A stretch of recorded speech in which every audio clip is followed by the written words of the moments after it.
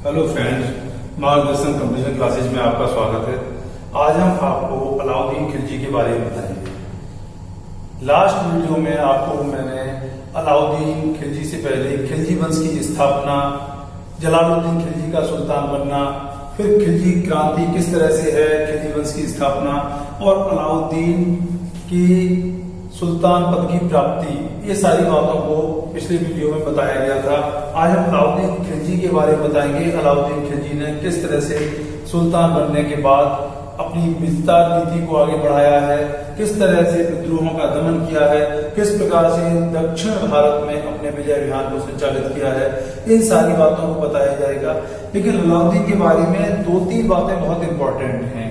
एक तो ये है कि उसने दक्षिण भारत की विजय की, और दूसरा ये कि उसने एक बड़ी सेना, केंद्रीय सेना का संचालन किया।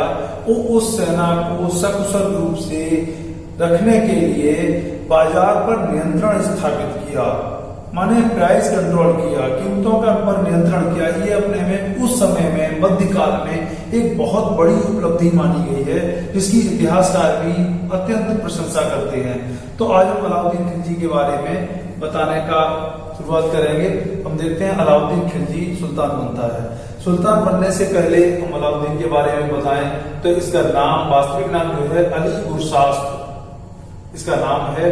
ये जलालुद्दीन का भतीजा और दामाद था। इसके पिता का नाम क्या था, कब इसका जन्म हुआ, इन बातों का आपके किसी भी एग्जाम की दृष्टि से कोई महत्व नहीं है।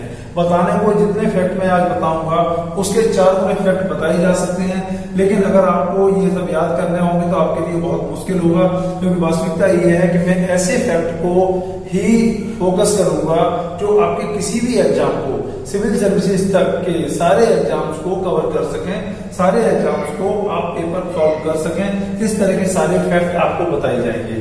तो ये जलालुद्दीन का भतीजा और दामाद था। जब जलालुद्दीन सुल्तान बनता है तो क्या होता है, इसे कड़ा और मानिकपुर का इक्तेदार बनाया गया। कड़ा और मानिकपुर का इक्तेदार जब बनाया गया छज्जू खां के विद्रोह के बाद, तो इसने उसी समय क्या किया, मालवा की का अभियान किया, और मालवा की लूट का जो भी धन प्राप्त होता है वो अलाउद्दीन सुल्तान के पास, जलालुद्दीन के पास पहुंचा देता है। इससे प्रसन्न होकर इसे अवध का भी दायित्व मिलता है, माने अवध का भी इक्तेदार हो जाता है। उसके बाद ये देवगिरी का एक सफल अभियान चलाता है, जिसमें बहुत अतुल्य धन, अकूत धन प्राप्त करता है, और उसके बाद फिर इसकी महत्वाकांक्षा जागती है। देखिए देवगिरी का ये यादव राज्य, यह था जो आज का आधुनिक महाराष्ट्र है, इसी पर देवगिरी में यादव राजा रामचंद्र देव का राज्य था। यहाँ से अकूत लूट करता है धन की, और उसके बाद फिर इसकी महत्वाकांक्षाएं जागती हैं, और इसके बाद फिर ये दिल्ली का सुल्तान जलालुद्दीन फिरोज की हत्या करने के बाद दिल्ली का सुल्तान बनता है। जब ये जलालुद्दीन खिलजी का वध कर देता है तो फिर ये अपने को सुल्तान घोषित करता है और दिल्ली के लिए कूच करता है। दिल्ली में पहुंच के इसकी जलालुद्दीन के उत्तराधिकारियों से युद्ध होता है, जिसमें वो पराजित करता है। इन बातों का बहुत महत्व नहीं है। उसके बाद ये दिल्ली में लाल महल में राज्याभिषेक अपना करवाता है। याद रखिएगा, ये आपके एग्जाम की दृष्टि से इंपॉर्टेंट फैक्ट है कि दिल्ली में लाल महल जो बलबन के द्वारा निर्मित था, उस लाल महल में इसने राज्याभिषेक करवाया। याद रखिएगा, जलालुद्दीन खिलजी ने लाल महल में रहने से इनकार कर दिया था बलबन के प्रति श्रद्धा प्रकट करते हुए, लेकिन ये इसी महल को अपना निवास बनाता है और इसी में अपना राज्याभिषेक करवाता है। इसकी उपाधियों की बात करें तो इसकी तमाम उपाधियां हैं, लेकिन जो सबसे इंपॉर्टेंट एग्जाम की दृष्टि से है वो सिकंदर अल सानी, द्वितीय सिकंदर। याद रखिएगा, एग्जाम में अक्सर पूछा जाता है कि द्वितीय सिकंदर की उपाधि किस सुल्तान ने धारण की, तो अलाउद्दीन खिलजी ने धारण करी। हम देखते हैं कि मोहम्मद गोरी द्वारा सिकंदर की उपाधि धारण की गई थी, और मुबारक खिलजी द्वारा सिकंदर अल जमान की उपाधि धारण की गई थी। तो इसके द्वारा द्वितीय सिकंदर, सिकंदर अल सानी, याद रखिएगा, द्वितीय सिकंदर, ये इंपॉर्टेंट फैक्ट है। किसी भी एग्जाम में पीसीएस तक में ये पूछा गया, द्वितीय सिकंदर की उपाधि किसने धारण करी। दूसरी उपाधि यामीन उल खिलाफत, नासिरी अमीन मुमनिन, माने खलीफा का नायब। ये उपाधि भी थोड़ी सी इंपॉर्टेंट है। खलीफा का नायब इसने घोषित किया है। लेकिन यहाँ पर याद रखने की बात है, ना तो इसने खलीफा से किसी तरह की मान्यता प्राप्त की है, ना ही शासन में किसी उलेमा के हस्तक्षेप को स्वीकार किया है, लेकिन इसने प्रतीकात्मक रूप से ही सही खलीफा का नायब स्वयं को घोषित किया है। अब हम आते हैं, जब ये सुल्तान बनता है तो उसके सामने बहुत सी प्रारंभिक समस्याएं होती हैं। प्रारंभिक समस्याएं क्या होती हैं? जब ये सुल्तान बनता है तो उसके विद्रोह और षड्यंत्र, इस तरह की काल चल रहा था, इसके प्रति तमाम विद्रोह हुए, तमाम षड्यंत्र हुए, अर्ध स्वतंत्र शासक तमाम कायम थे, दिल्ली सल्तनत बहुत संकुचित हो चुकी थी, स्वतंत्र राज्य भी राजपूताना में स्थापित थे, इसके अलावा मालवा क्षेत्र में भी स्वतंत्र राज्य, गुजरात भी स्वतंत्र राज्य था। ये एक दिल्ली सल्तनत के लिए बहुत बड़ी चुनौती बने हुए थे। दक्षिण में तो राज्य थे ही, तो हम देखते हैं कि ये स्वतंत्र राज्य बहुत बड़ी चुनौती थे। इसके अलावा जो जलाली परिवार जो सिंध में मौजूद था, अरकली खां और उसके अन्य भाई जलालुद्दीन के बेटे, ये सब सिंध और उच्च में मौजूद थे, इस एरिया में, सिंध विशेषकर सिंध और मुल्तान में। तो इनका वध करना, इनका समूल नष्ट करना बहुत आवश्यक था। इसलिए अलाउद्दीन ने सबसे पहले क्या किया कि इनके विद्रोह को समाप्त करने के लिए सबसे पहले इन्हें समाप्त करता है वो, और उसके बाद फिर उसने जो विद्रोह थे, विद्रोह के बारे में हम बता दें, बहुत महत्व नहीं है, फिर भी इसका जो नव मुसलमान जो थे उन्होंने सबसे पहले विद्रोह किया है। हुआ क्या था, जब ये गुजरात विजय से लौट रहे होते हैं इनकी अलाउद्दीन की सेना नुसरत खां, तो उनसे वो धन में लूट के लिए, धन से जो लूटा गया था माल, उसमें वो हिस्सा मांगते हैं और इसी बात पर विद्रोह कर देते हैं। और इसके बाद फिर क्या किया, नव मुसलमानों का, माने मंगोलों का बहुत क्रूरता से दमन किया गया। दिल्ली में भी उनकी सबकी हत्याएं कर दी गई। तो इस तरह से नव मुसलमानों के विद्रोह को खत्म किया गया। इसके बाद हम देखते हैं अकद खां का विद्रोह हुआ है। अकद खां अलाउद्दीन खिलजी का भतीजा था, जो रणथंभौर अभियान के समय अलाउद्दीन को शिकार के समय उसने अलाउद्दीन पर प्राणघातक हमला किया है और अलाउद्दीन को मारने का प्रयास किया है। इस तरह से अकद खां का भी वध किया जाता है और इस विद्रोह को समाप्त किया जाता है। इसके अलावा मंगू खां का विद्रोह होता है, जो अलाउद्दीन का भांजा था, अवध का इक्तेदार था। इसने भी रणथंभौर घेरे के समय में अवध क्षेत्र में विद्रोह किया है और इसके विद्रोह को भी क्रूरता से खत्म किया गया। इसके बाद हम देखते हैं कि हाजी मौला, इस समय रणथंभौर का घेरा चल रहा था, उसी समय हाजी मौला ने दिल्ली में विद्रोह किया है। याद रखिएगा, ये सबसे महत्वपूर्ण, सबसे गंभीर विद्रोह है जो दिल्ली में सुल्तान के विरुद्ध किया गया है। इल्तुतमिश के एक वंशज को उसने सुल्तान बनाकर बैठाला है और सप्ताह वर्ष तक के लिए दिल्ली पर कब्जा कर लिया है। लेकिन इसके विद्रोह का भी दमन किया गया, इन सबको मार दिया गया। इस तरह से इन विद्रोहों का अंत कर दिया जाता है। हम देखते हैं कि अलाउद्दीन अपनी जो प्रारंभिक समस्याएं हैं, उन प्रारंभिक समस्याओं में षड्यंत्र और विद्रोह एक बहुत बड़ी समस्या थी। क्योंकि उसने गद्दी पर बलात् कब्जा किया था, इसलिए स्वाभाविक है कि उसके प्रति अमीरों में, उलेमा में, जलाली परिवार में जबरदस्त असंतोष था। इसलिए उसके विरुद्ध लगातार षड्यंत्र और विद्रोह चले हैं। इन विद्रोहों को उसने सफलता से हल किया है, सफलता से खत्म किया है। उसके बाद इसकी सबसे महत्वपूर्ण जो है वो है अलाउद्दीन की विस्तारवादी नीति। अलाउद्दीन की विस्तारवादी नीति थी, उसने संकुचित दिल्ली सल्तनत के विस्तार का प्रयास किया है। तो इस विस्तार के प्रयास में हम देखते हैं उसका सबसे पहला जो प्रयास है, अब इसकी जो अलाउद्दीन की विस्तारवादी नीति है और अलाउद्दीन की विजय है, उन्हें दो भागों में बांटा जाता है, उत्तर भारत की विजय और दक्षिण भारत की विजय। उत्तर भारत की विजय के लिए अलाउद्दीन ने कठोर नीति का पालन किया है, दक्षिण भारत में अपेक्षाकृत काफी उदार नीति का पालन किया है। तो इसके बारे में हम बाद में विश्लेषण करेंगे। अभी हम अलाउद्दीन की उत्तर भारत की विजयों के बारे में बताएंगे। तो हम देखते हैं जैसलमेर और गुजरात। इसमें 1299 में अलाउद्दीन ने उलुग खां और नुसरत खां के नेतृत्व में सेना को भेजा है। जैसलमेर का शासक दूदा था और इसे पराजित किया जाता है।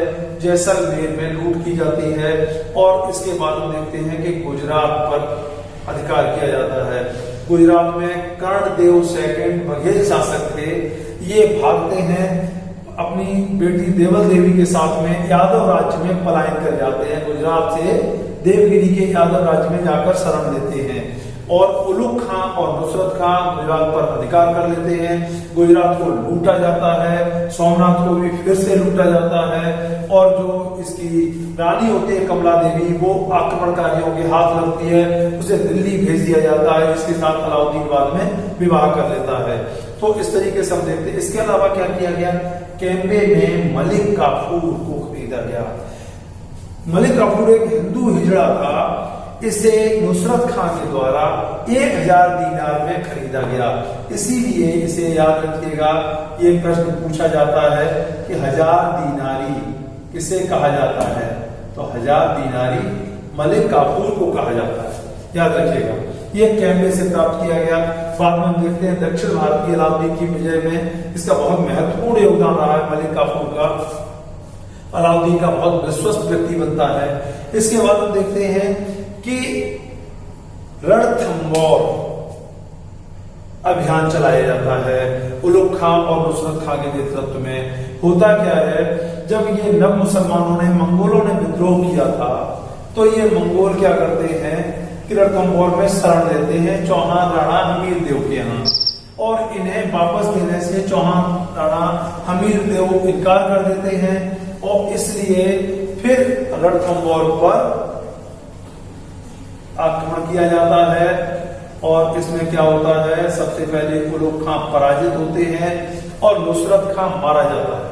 उलुग खां पराजित हो जाता है, नुसरत खां मारा जाता है और फिर इसके बाद स्वयं अलाउद्दीन द्वारा घेरा डाला गया है। इसमें भी ये बहुत दुर्गम दुर्ग था। लंबे घेरे के बाद भी जब रणथंबोर को जीतना संभव नहीं था, तो होता क्या है कि जो राजा का चौहान राजा हमीर देव का जो मंत्री है रणमल विश्वासघात कर देता है और इसके विश्वासघात के द्वारा ही सही मायने में दुर्ग को फतेह किया गया।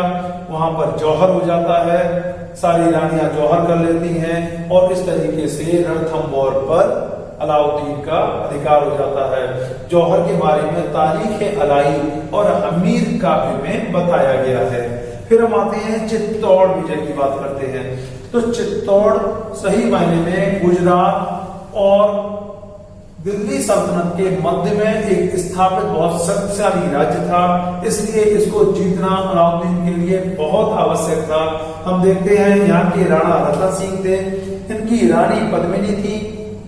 होता क्या है, इसके बारे में देखिए, अगर स्ट्रेटेजिक रूप से देखा जाए तो चित्तौड़ गुजरात और इसके दिल्ली सल्तनत के मध्य में है, इसलिए इसे जीतना बहुत आवश्यक था। लेकिन एक कहानी और मिलती है कि अलाउद्दीन रानी पद्मिनी को प्राप्त करना चाहता था। पद्मिनी बहुत अत्यंत ही सुंदर रानी थी। होता क्या है कि अलाउद्दीन ने जो एक कहानी मिलती है उसके बारे में ये है। पहले तो हम ये बता देते हैं कि चित्तौड़ में जब अलाउद्दीन ने आक्रमण किया तो घेरा डालता है। अलाउद्दीन रानी को देखने की इच्छा प्रकट करता है। राजा जो होते हैं रतन सिंह, ये अलाउद्दीन को अपने महल में लेकर आते हैं और दर्पण में रानी पद्मिनी की छवि दिखाई जाती है। उसके बाद जब राजा अलाउद्दीन को राजा शिविर तक छोड़ने जाते हैं तो अलाउद्दीन वहीं राजा को बंदी बना लेता है और रानी पद्मिनी की मांग करता है। उसी समय क्या होता है, रानी पद्मिनी 700 वीर राजपूतों के साथ पालकी में 700 वीर राजपूत बैठ के जाते हैं और रानी शिविर में पहुंचती है अलाउद्दीन के, और अलाउद्दीन के शिविर से अकस्मात राजपूत हमला करते हैं और राजा को छुड़ा लिया जाता है। राजा और रानी चित्तौड़ दुर्ग में आ जाते हैं और यहीं पर गोरा और बादल के द्वारा अत्यंत वीरता का परिचय दिया जाता है। गोरा ने तुर्कों की सेनाओं को रोक के रखा है और बादल ने चित्तौड़ के दुर्ग पर बहुत ज्यादा वीरता दिखाई है। बाद में ये दोनों वीर प्राप्त होते हैं, लेकिन रानी वापस चित्तौड़ में आ जाते हैं। अब हम देखते हैं होता क्या है कि यहाँ पर भी जब चित्तौड़ में अलाउद्दीन का अधिकार होता है, चित्तौड़ के दुर्ग को जीत लिया जाता है। यहाँ पर 30,000 राजपूतों का दमन कर दिया जाता है, कत्ल कर दिया जाता है। फिर हम देखते हैं कि रानी पद्मिनी राजपूतानियों के साथ में जौहर कर लेती हैं और इस तरह से चित्तौड़ पर जब अलाउद्दीन का अधिकार होता है तो अलाउद्दीन अपने बेटे खिज्र खां को यहाँ पर शासक बना देता है और चित्तौड़ का नाम बदलकर खिज्र खां कर दिया जाता है। लेकिन हम बाद में देखते हैं कि खिज्र खां बहुत दिनों तक चित्तौड़ में नहीं रह पाता। अंततः 1211 में इसे चित्तौड़ छोड़ना पड़ता है और बाद में अलाउद्दीन मालदेव को, जो अलाउद्दीन का विश्वस्त था, इसे चित्तौड़ सौंप देता है। लेकिन इसकी मृत्यु के बाद अंततः जो राजा होते हैं रतन सिंह, इनके वंशज हमीर देव का फिर से चित्तौड़ पर अधिकार हो जाता है और खिज्र खां को वहां से छोड़ना पड़ता है। खिजराबाद का नाम भी बदल जाता है, फिर से चित्तौड़ हो जाता है। हम देखते हैं इस कहानी के बारे में पद्मावत में सबसे पहले उल्लेख मिलता है, जो 1540 में मलिक मोहम्मद जायसी द्वारा लिखी गई। मलिक मोहम्मद जायसी द्वारा ये लिखी गई है और इस मलिक मोहम्मद जायसी द्वारा लिखी गई को बहुत से इतिहासकार जैसे अबुल फजल, फरिश्ता, कर्नल टॉड, ईश्वरी प्रसाद, इन लोगों ने भी इस कथानक को सत्य माना है कि इसमें सच्चाई थी। अब हम देखते हैं कि उसके बाद अलाउद्दीन की मालवा विजय की हम बात करते हैं तो 1305 में अलाउद्दीन ने मालवा के विरुद्ध अभियान चलाया है। यहाँ के शासक महलक देव होते हैं, सेनापति हरनंद होते हैं और हरनंद के बाद हम देखते हैं कि अलाउद्दीन ने आयन उल मुल्क के नेतृत्व में जबरदस्त अभियान चलाया है। मांडू, उज्जैन, धारा नगरी, चंदेरी, इन सबको लूट लिया जाता है और एक विश्वासघाती के बाद की हेल्प से अंततः मांडू दुर्ग को अलाउद्दीन जीतने में सफल होता है, राजा की मृत्यु होती है। इस तरह से मालवा पर अलाउद्दीन का अधिकार हो जाता है, आयन उल मुल्क यहाँ का इक्तिदार बना दिया जाता है। इसके बाद हम देखते हैं सिवाना पर अधिकार। 1308 में स्वयं सुल्तान ने अभियान चलाया है।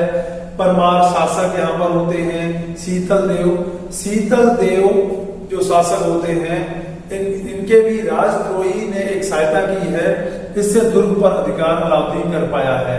यहाँ भी एक राजद्रोही की सहायता से ही अलाउद्दीन जीतने में सफल होता है।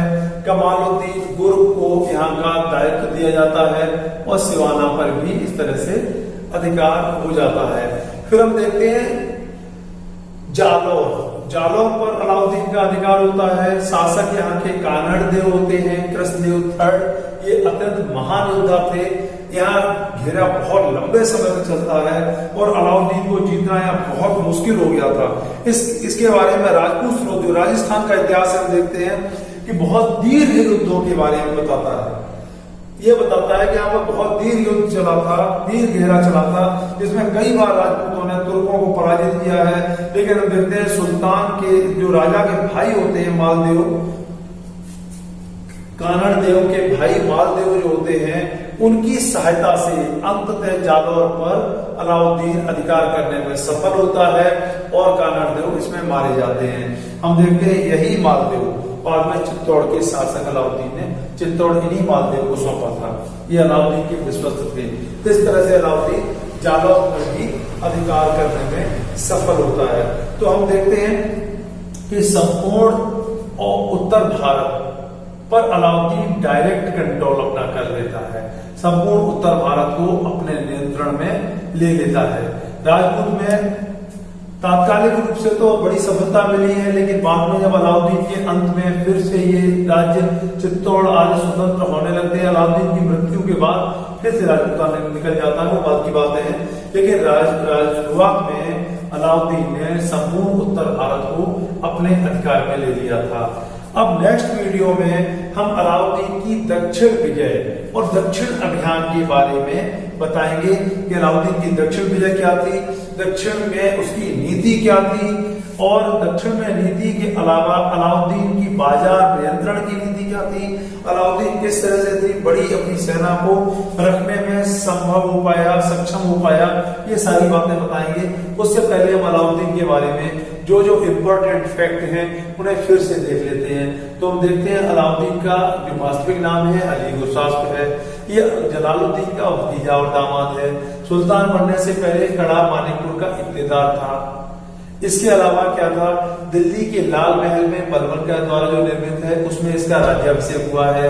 इसकी जो सबसे इम्पोर्टेंट उपाधि है वो सिकंदर अल सानी, अक्सर यही पूछी जाती है। है। इसके अलावा क्या है, अलाउद्दीन की विस्तारवादी नीति की अगर हम बात करते हैं तो इसमें सबसे इम्पोर्टेंट ये होता है, जब जैसलमेर की विजय किसके द्वारा की गई, तो उलुग खां और नुसरत खां के द्वारा की गई। मलिक काफूर को कहां से प्राप्त किया गया, तो गुजरात विजय के दौरान कैम्ब्रे से प्राप्त किया गया। 1000 दीनार में खरीदा गया था, इसलिए इसे 1000 दीनारी कहा जाता है। अब रणथंभौर की बात करते हैं, तो रणथंभौर में शासक कौन थे, चौहान राणा हमीर देव, मंगोल ये चौहान शासक थे। अच्छा, इसके बाद हम देखते हैं कि सुल्तान चित्तौड़ में शासक कौन होते हैं, राणा रतन सिंह होते हैं। पद्मिनी रानी कहाँ होती है, चित्तौड़ में होती हैं। और इसके बाद हम देखते हैं कि खिज्र खां के नाम पर खिजराबाद किसका नाम रखा गया था, चित्तौड़ का नाम रखा गया था। ठीक है, ये सारी बातें हैं। इसके बाद हम देखते हैं कि मालवा में शासक कौन था, महलक देव थे। और इसके बाद बहुत इंपॉर्टेंट बातें नहीं है, इस तरह से उत्तर अलाउद्दीन की विद्रोह, अलाउद्दीन का सुल्तान बनना, उसकी प्रारंभिक समस्याएं, उन समस्याओं का समाधान, और इसके अलावा अलाउद्दीन की उत्तर भारत की विजय। आज के एपिसोड में इतना रहेगा। नेक्स्ट वीडियो में इसके आगे अलाउद्दीन की दक्षिण भारत की विजय और दक्षिण भारत की नीति के बारे में बताया जाएगा।